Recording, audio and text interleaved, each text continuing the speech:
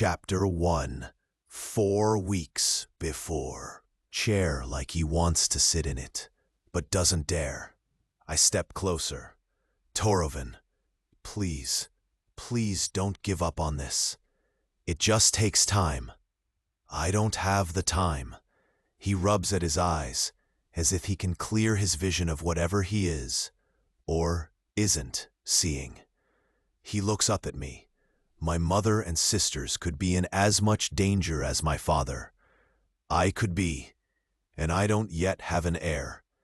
And I want to carry on my father's legacy, to uphold his policies of reform. But was that what got him killed?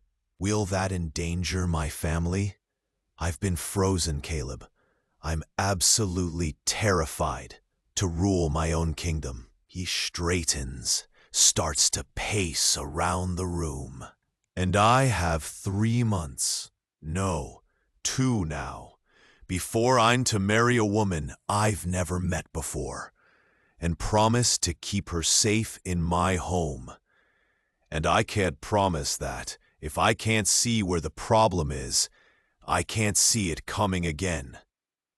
I still, from my toes in my boots straight up to the illusory hairs on my head.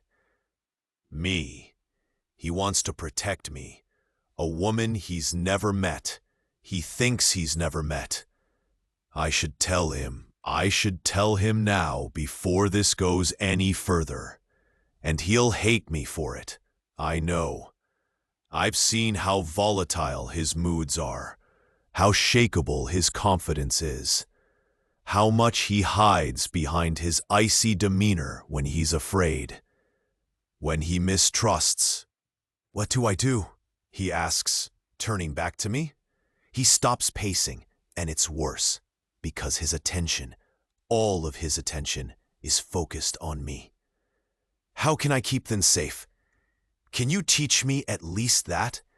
Can you join my guards, maybe? Tell me when anything is amiss, even while you're teaching me. How long will it take?" I can't join his guards.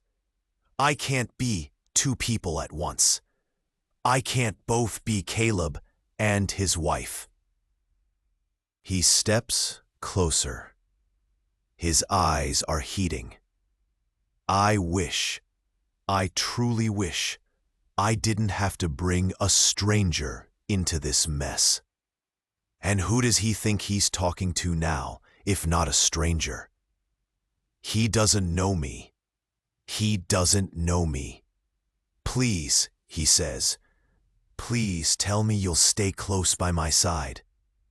My knees are threatening to buckle, because the heat in his eyes has gone from anger to something else. And I have a feeling he's asking an entirely different question than he had a moment before. I've never seen anyone look at me with the hunger, the desperation he's looking at me with now, the respect. He doesn't know me, but he trusts me. He trusts me enough to ask me to protect his family, to teach him, to let me see his insecurities, to let me see his fear and his hope. And I'm about to crush it. My eyes burn as I take him in. This one last trusting moment before it all goes away again. I open my mouth, and he closes the final gap between us and presses his lips to mine. I shudder and panic, pulling on the threads of my illusion to bring it fully into reality, to fully become a man. He can't feel anything from me but Caleb. He can't know anything but Caleb. But I'm unprepared for the heat to shoot down into anatomy that I've never had before. My body awakening with so much sensation I feel like I'm on fire. I kiss him back. If I'm only going to have this moment, just this once, I kiss him back, wrapping my hands around the back of his neck, holding him close, pressing tight, feeling everything, absolutely everything, that I will never feel again. His arms surround me, and mine him, a moment of mutual protection